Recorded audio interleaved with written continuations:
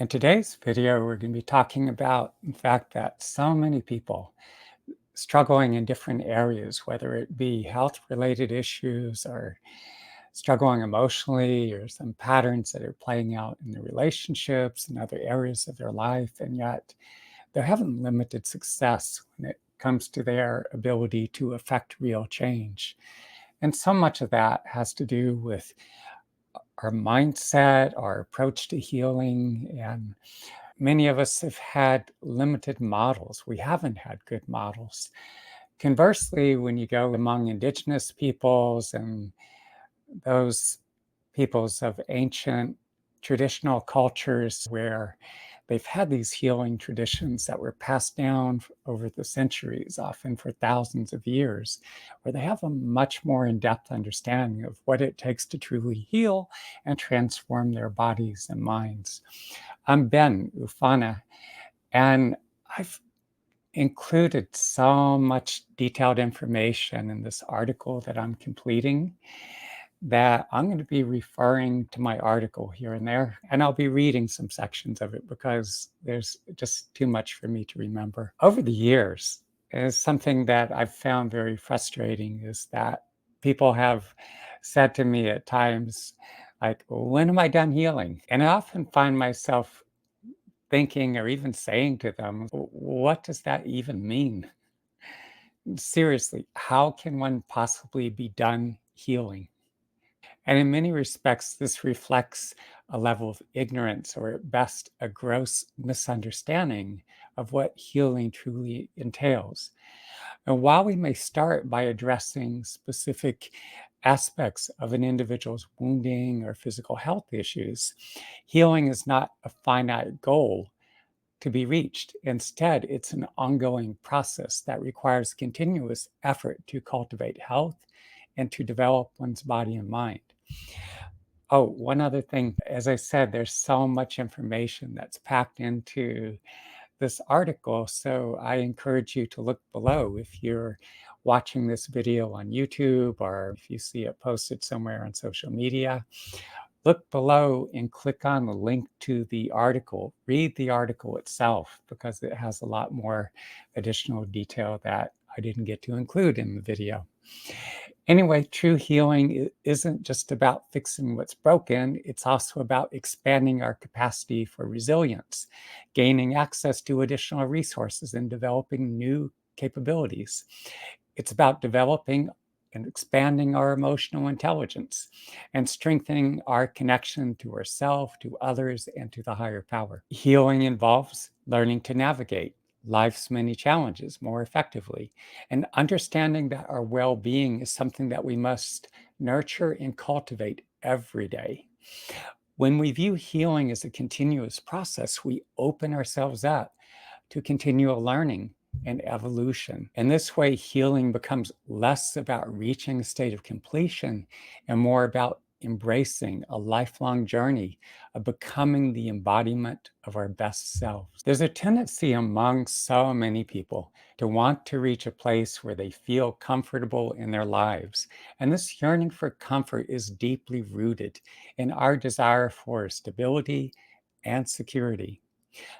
After all, comfort often equates to safety, a place where the unpredictable challenges of life feels distant, and one can exhale without fear of what's coming next.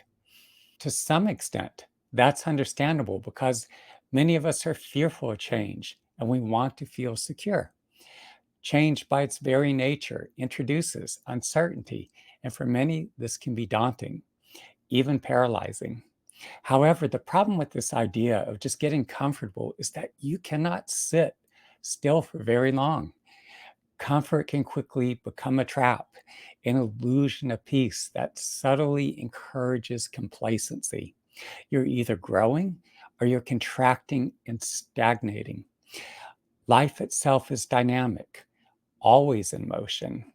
Just as nature is in a constant state of flux, with trees growing taller, rivers carving deeper paths, so too we are meant to evolve continuously. And when we settle into comfort, we may unknowingly begin to resist this natural flow, which leads to stagnation. Comfort often tempts us with the idea that we've arrived, that there's no further need to strive, to question, or push beyond our current set of boundaries. The reality is that true growth happens when we step outside of our comfort zones, confronting the very fears and uncertainties that we've been avoiding. It's in of discomfort that we discover our true potential, that we break free from the confines of the familiar and explore the vastness of what's possible. Moreover, staying too comfortable can dull our senses, dampen our creativity, and limit our capacity for empathy and understanding. When we stop challenging ourselves, we risk becoming disconnected not only from our own potential, but also the world around us.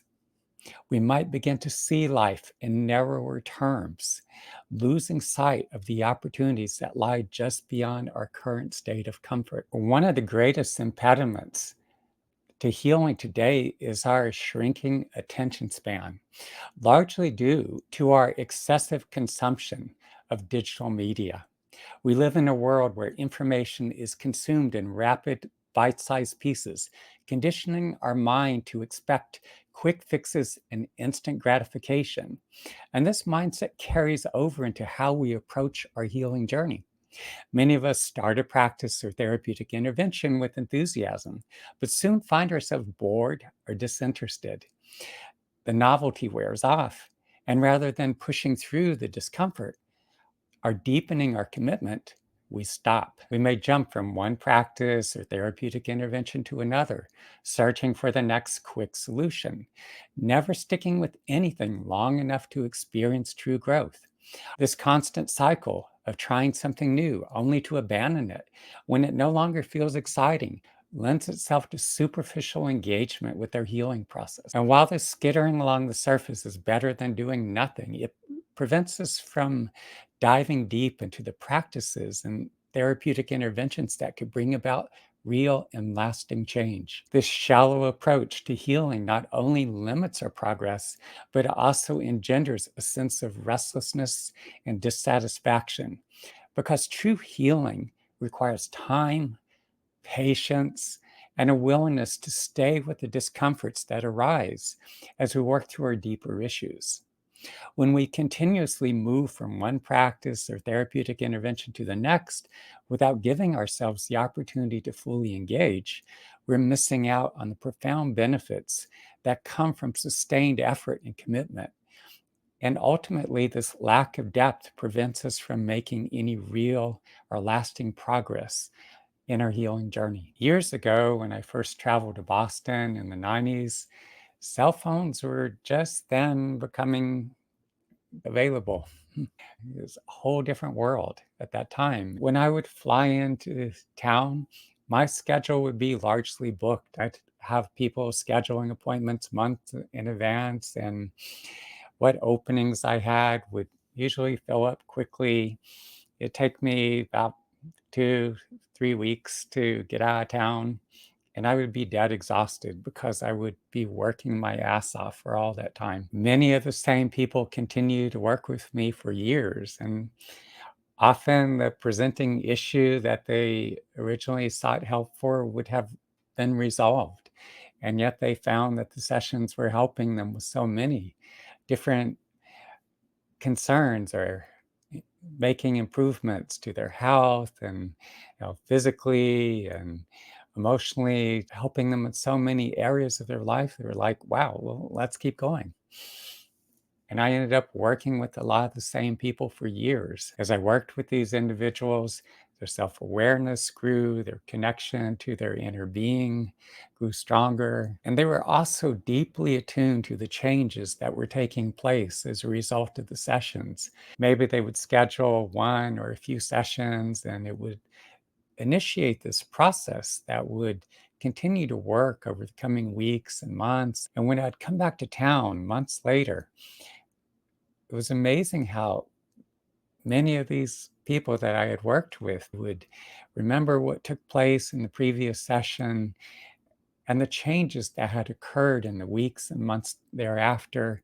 And they would describe these changes in great, vivid detail. And so we would pick up at that point and go forward from there. The thing I appreciated most about that time is that there is a much greater sense of commitment and continuity. However, as the distractive technologies like smartphones and social media became more ubiquitous over time, it's like this sense of connectedness, as well as the level of self awareness. I found that people were becoming more disconnected from their feelings, their physical bodies. It's like many were just so much more distracted, they were on sensory overload. And because of that, there was a decrease in the level of awareness. People were losing touch with that inner core being. And in many ways, that meant that I had to work so much harder to just keep people on track. And it became more commonplace for people would do one or a few sessions and disappear. I'm very cognizant of each individual I work with, their emotional wounding, their level of development, the resources they possess, their cognitive, emotional, and interpersonal deficits, and how that impedes their ability to function. I'm also aware of the range of physical health related issues that they're dealing with, many of which are serious concerns that need continued attention. Yet, when they discontinue the sessions, their healing and development will, in many instances, abruptly stop. And it's troubling because without sustained effort, they're no longer making progress, and the underlying issues remain unresolved. Now, if these individuals are working with other practices or therapeutic interventions that were adequately addressing their emotional wounding, that were facilitating the healing of their physical bodies, and supporting their continued process of evolution, I'd say, okay, good to see that you're making progress. And yet, rarely do I ever see these individuals working with any practices, modalities that are affecting true healing and growth. It's important to understand that we all internalize the stresses of daily life. And the more upsetting events and traumas that we experience, breakups, divorces, other relational drama, the death of a loved one, the loss of a job, financial struggles, and other hardships, well, most of us are not thoroughly digesting our lived experience, and we're not digesting our subsequent cognitive and emotional responses to it all. And whatever we fail to digest, it's going to remain trapped within our bodies indefinitely. And it all continues to accumulate as more and more stressful, upsetting, and traumatic events occur along the way. Other concerns here is that most people are not getting adequate rest or exercise, and their food choices are not all that great, and many are eating way too much. As people age, they often suffer from a range of health related issues with greater frequency and severity, including serious illnesses that may require surgery or other invasive medical procedures. And additionally, much of the population is taking medications with a range of side effects. And many people smoke tobacco, use weed, drink considerable amounts of alcohol, and make use of other recreational drugs. And the combination of physical toxin and the indigestive residue of all the stresses and emotions and trauma that accumulates has a profound effect not only on their physical health, but also on their cognitive abilities, their emotional state, and their overall sense of well being. And because I've done so much intensive practice, therapeutic interventions, have gone through so many vision quests, I've developed a heightened sensory capacity. And enables me to observe the various processes taking place within people's bodies and minds. And I gather enormous amounts of information while speaking with people, and I can also observe what's happening just being in another person's presence. In addition, I'm able to get much more in depth information when I have that person stand in front of me and I scan their body and mind. So, whenever I've run into people that I've worked with who have dropped out along the way, After talking with them for some time, I'll say to them, "Hey, I'm noticing something here. Could I check this out?" And then I'll do a scan on their bodies and minds. So whenever I do this, I can always see the challenges that they're currently facing in their lives, their cognitive and emotional responses to it. And I could always see and feel how they're contracting around the various stresses, the distressing issues, and at times the traumatic events that have occurred. And I can see and feel the stresses and the unprocessed emotions that are accumulating in their bodies and how that's affecting their outlook on life, their emotional states, their physical health, their brain function. And I can see and feel the toxicity that's accumulating in their bodies as well from the poor diet and the medications they're taking, their smoking, their use of weed and other recreational drugs. So the stresses and emotions that people fail to process, along with the physical toxins from the poor diet, from the medication, and pollution that accumulate in their bodies. Another consequence here is that the subtle bodies, consisting of the chakras and the layers of the aura, they break down over time.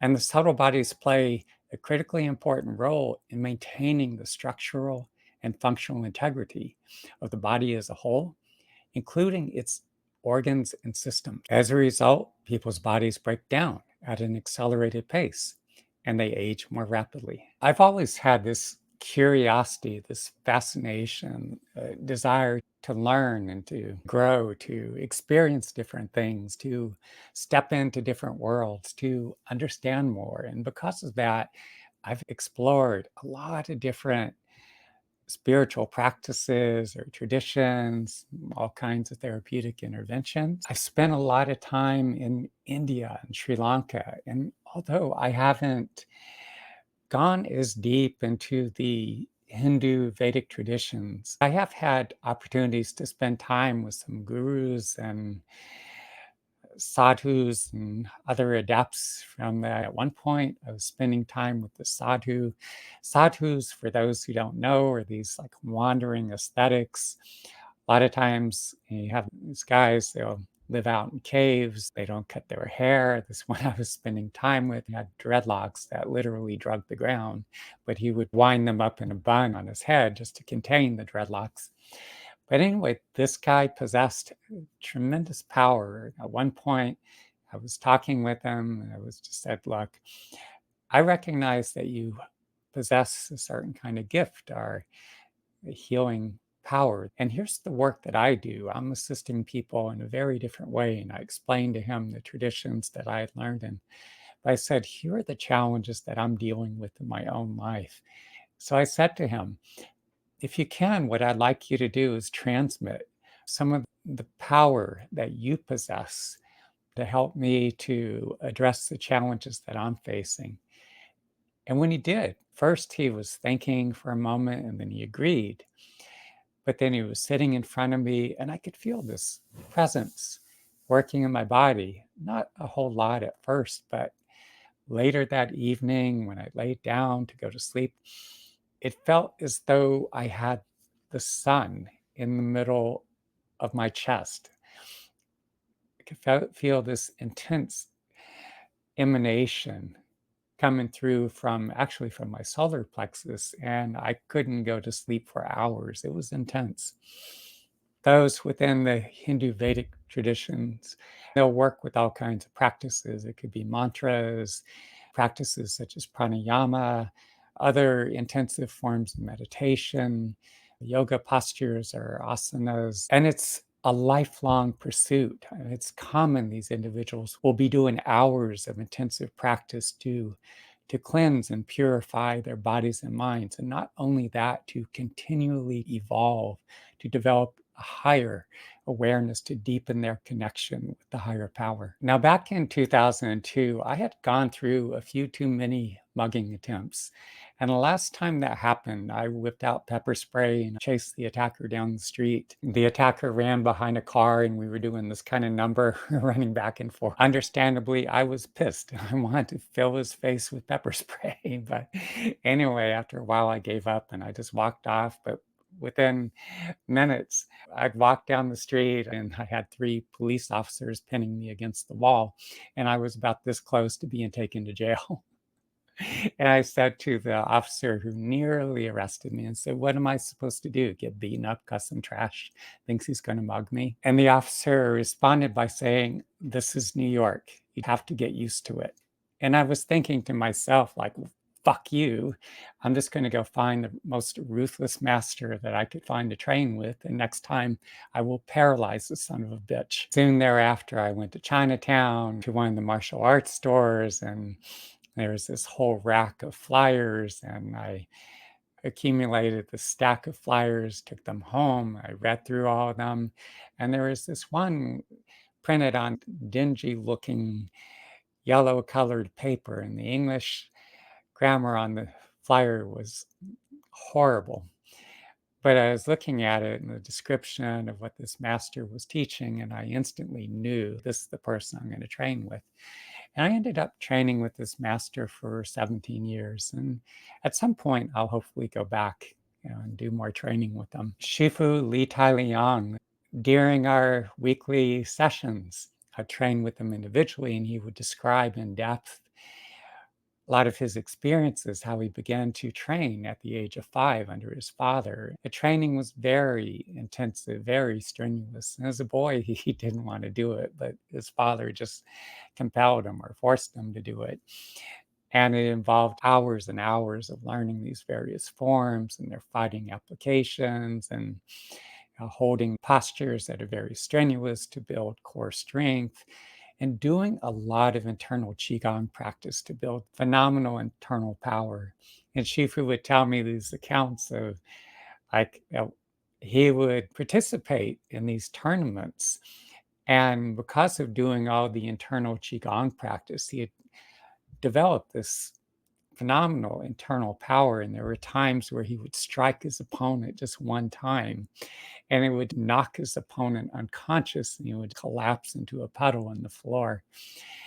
At one point, one of the judges, just absolutely dumbfounded, approached him and said, "What kind of kung fu were you doing?"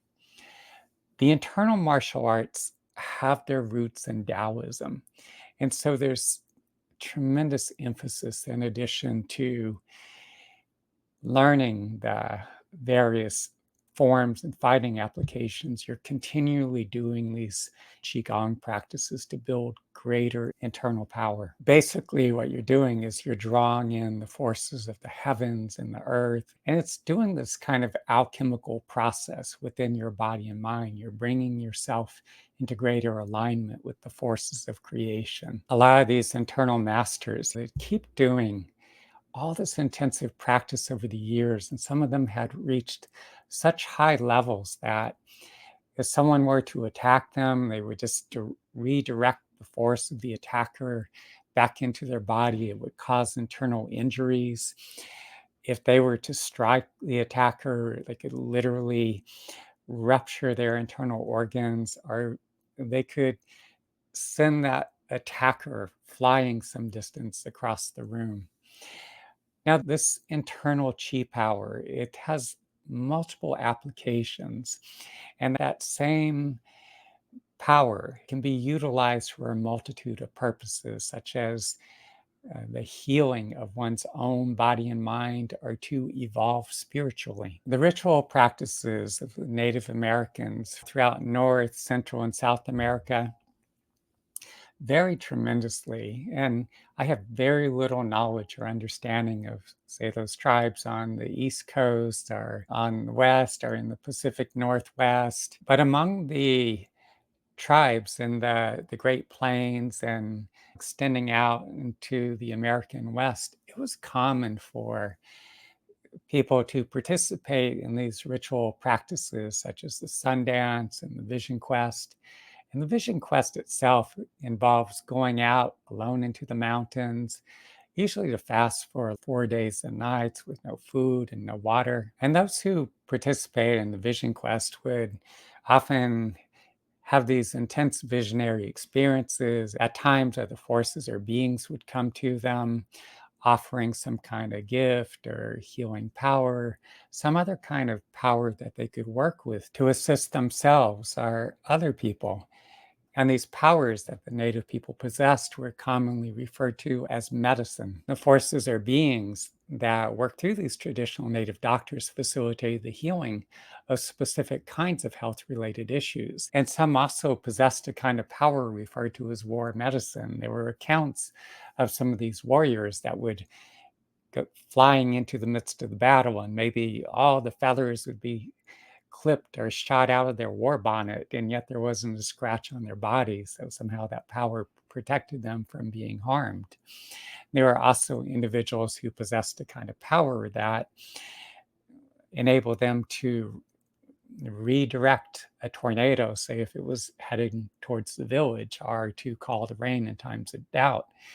For any of you who may be doubting what I'm saying here, I would encourage you to go to Google, look up Hopi snake dance, and you could actually see some of these native people from the Hopi tribe dancing in the plaza with live rattlesnakes. So some of these individuals possess powers and capabilities far beyond the range of what people in our modern day world are familiar with or even think would be humanly possible. Being drawn to Native Americans from early childhood, I had learned about these traditional Native doctors as an adolescent. At the age of 14, I was thinking to myself then, if ever given the opportunity, this is what I'll do with my life. At 17, I'd already taken off on my own. My car only got me as far as Oklahoma, and I was living among a community of predominantly Kiowa Indians, attending peyote meetings with the native elders. And that's where I met my mentor, Horace Delkai. During my apprenticeship with Horace, he'd transmit portions of his own healing gifts, and then he'd have me going through the vision quest, fasting without the food and water, in order to earn the right to work with these gifts of healing. Some aspects of the vision quest for me have been like a near death experience. Many instances, I'd have past traumatic events, many of which I either had no memory or recollection, or maybe sometimes I did remember, but they were to some extent pretty vague. But all that would be coming back. I would just be flooded with all the vivid memories, all the emotions attached to these experiences. I'd be reliving whatever it is I'd gone through and all the emotions, and I could feel that this powerful presence was working within me, helping me to transform and digest these lived experiences and all the highly charged emotion attached to it. At the same time as this was occurring, I could feel this presence working to build this new foundation within me. I'd come out the other side much stronger, more resilient, and I could see all these changes taking place within me and the way that I was able to engage with other people and the world around me. For many of us, finding time for practice or to incorporate these various therapeutic interventions into our lives can be challenging, especially if we're caring for young children, if we're working long hours, if we're commuting great distances, or some combination thereof. It often leaves us feeling like there's just not enough hours in the day. And yet, if we take a closer look at how we're spending our time, many of us might be surprised to discover that we actually have more available time than we realize. And one of our biggest time drains is our addictive relationships with digital media, which consumes hours of our day. Moreover, the influence of living in this market economy with this emphasis on consumerism and consumption has further detached many of us from our own internal state of being. In a world where one's worth is often measured by material possessions and external success, the deeper and more esoteric practices utilized by centuries for those who have attained mastery are frequently overlooked or dismissed as impractical, or even worse, some kind of foo-foo nonsense, or as a complete waste of time. The market driven focus on acquiring more and more and being more has led many of us to prioritize superficial achievements over inner development. Yet I will say that a lot of these folks eventually end up coming to me when their lives are blowing up and they're overwhelmed emotionally and their bodies are going to shit. Now, I suffered terribly in my mid 20s. I found myself reenacting the traumas of my own childhood and adolescence, and my attempts at relationships, and the all consuming pain that I was feeling led me to develop this whole intensive series of meditation practices that awaken the innate healing intelligence residing within the body and mind. And these practices have played a huge part in the healing of my own traumatic wounds. And even though these wounds have largely healed, I continue to do several hours of intensive daily meditation practice because for me, it facilitates an ongoing process of evolution. And in addition to meditation, I continue to do the martial arts and Qigong practices on a daily basis. All of this practice for me is part of the ongoing process of continually developing my own body and mind. While I was suffering so badly, reenacting the traumas of my childhood and adolescence and my attempt to form relationships in my mid to late 20s, I was willing to try out any therapeutic intervention that held promise. And that included acupuncture and craniosacral and breath work, and I did sessions with gifted healers whenever the opportunity presented itself. And to this day, I continue to do lots of deep tissue body work. And more recently, I've been spending lots of time in sensory deprivation flotation tanks. Although I missed a number of years in my 20s, I began to reflect on the conversations I had with my mentor, Horace, and some of the other Native American elders about how the traditional Native doctors received the gifts of healing that enabled them to facilitate the truly miraculous healing within the bodies and minds of others.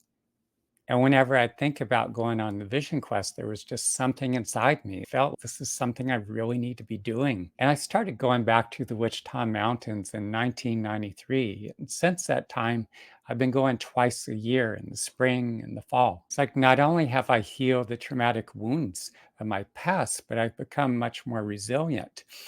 And I've received additional gifts of healing that have enabled me to assist people with the wider range of health related issues. Now, the vast majority of people are never going to go on a vision quest, and yet, with the right preparation, one can work themselves up to it. For most, the individual sessions facilitated by a gifted healer such as myself is sufficient. And those who work with me individually experience much of the same kind of transformation that I go through as a result of the vision quest. And some people do experience profoundly powerful results in one or a few sessions. And yet, what I find is that so many people have so numbed themselves and their bodies are holding so much stagnation in the form of stress and suppressed emotion and physical toxin.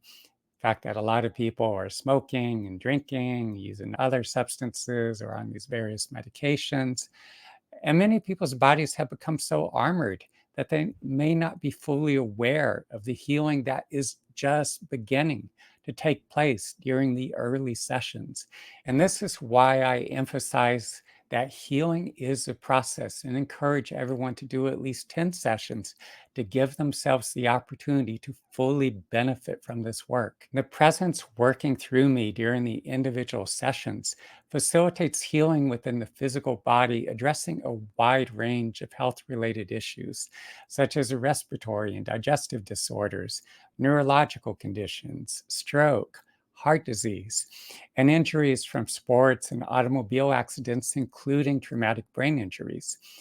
During these individual sessions, the body's cells and tissues are cleansed of toxicity, and the organs and systems of the body become more resilient. As I mentioned previously, the subtle bodies consisting of the chakras and the levels of the aura help maintain the structural and functional integrity of the body, including its organs and systems. I also see the subtle bodies as a crucial aspect of our mind that plays a determining role in our sensory capacities, our ability to think and to process our lived experiences and emotional responses, to relate to other people in various contexts, and to function in many other aspects of our lives. Yet, in many people, the subtle bodies fail to fully develop, often a result of neglect or due to emotional, verbal, physical, and sexual trauma, or some combination thereof. And over time, they also break down as people age and become damaged as a result of serious protracted illness, surgeries, chemotherapy, in some instances, or radiation, or injuries such as those resulting from automobile accidents. When the subtle bodies are underdeveloped or damaged or deteriorate, it results in a lack of resources that impedes our functionality and effectiveness. And this not only affects our mental and emotional capabilities, but also hinders the functioning of the body's organs and systems. The presence working through me during the individual healing sessions repairs damage within the subtle bodies and further develops them, which contributes to improved functioning of the organs and systems, greater mental clarity, and enhanced ability to digest our lived experience and become a more active and engaged participant in life. And similar to what I experienced during the Vision Quest, the trauma and other distressing events that have been internalized, along with the highly charged emotions associated with them, are transformed in such a way that they can be digested and utilized as fuel for growth.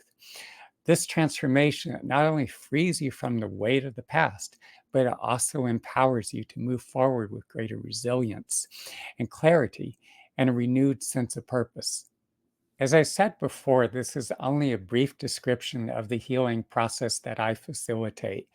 If you happen to be watching this video on YouTube or some other social media platform, look for the link below for the article itself. Read the more in depth article. I do work with people individually, either remotely or in person. There is a link to my contact form that's in this article, so click on that link and do reach out to me. If you haven't done so already, click like and also share this video with anyone you feel will benefit. And also subscribe to my YouTube channel.